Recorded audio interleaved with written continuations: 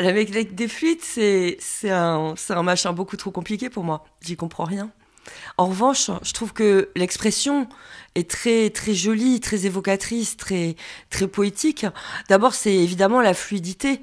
Alors la fluidité du monde, c'est la liberté de circuler, de voyager, de lire, de découvrir, de parcourir le monde.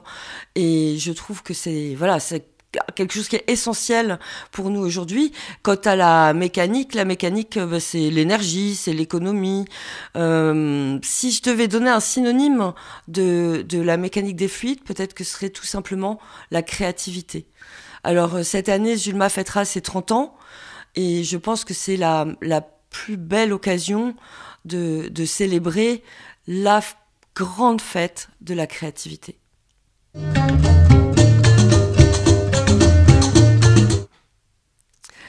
Le trick-track, c'est un peu comme la mécanique des fluides. C'est un jeu certainement très amusant, mais beaucoup trop compliqué.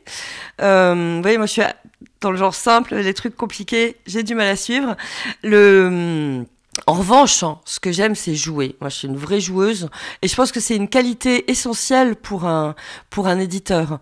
En plus, publier un livre, c'est un pari.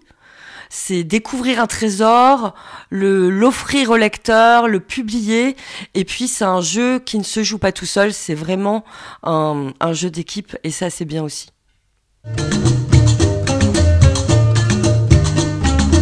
Et bien après, ce sont nos auteurs et nos traducteurs et tous les collaborateurs de la maison qui vont vous offrir chaque semaine une petite vidéo répondant à un entretien improbable, et j'espère que vous aurez envie de nous suivre tout au long de cette année des 30 ans de Zulma.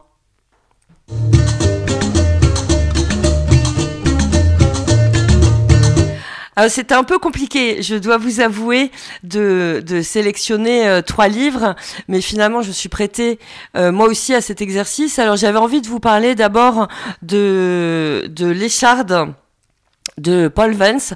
Alors Paul Vance, c'est un écrivain francophone, un écrivain d'expression française qui a habité et qui s'est installé en Australie dans les années 30.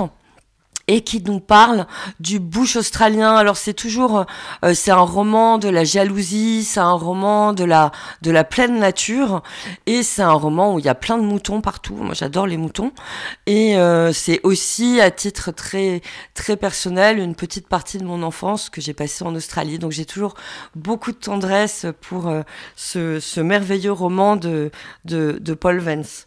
Et puis j'ai choisi pour mon deuxième coup de cœur un roman de Zoya Pirzad qui est traduit du persan par Christophe Balaï. C'est un jour avant Pâques. Ça se passe dans un petit village dans la communauté arménienne d'Iran, et c'est 3 moments de la vie d'Edmond qui est qu'on va trouver petit garçon, puis jeune homme, puis finalement vieux monsieur. Et à chaque fois, cet Edmond a une sorte de sensibilité, de douceur et de poésie à laquelle je suis très très sensible. Un beau matin, sa maman lui dit écoute, si tu trouves une coccinelle, tu pourras faire un vœu. Et puis il est tout embêté parce que son vœu, c'était justement de trouver une coccinelle. Alors voilà, très que ça se... Voilà, ce qui m'amène à mon 3e coup de cœur, qui est Monsieur Sapiro de Béni Barbache.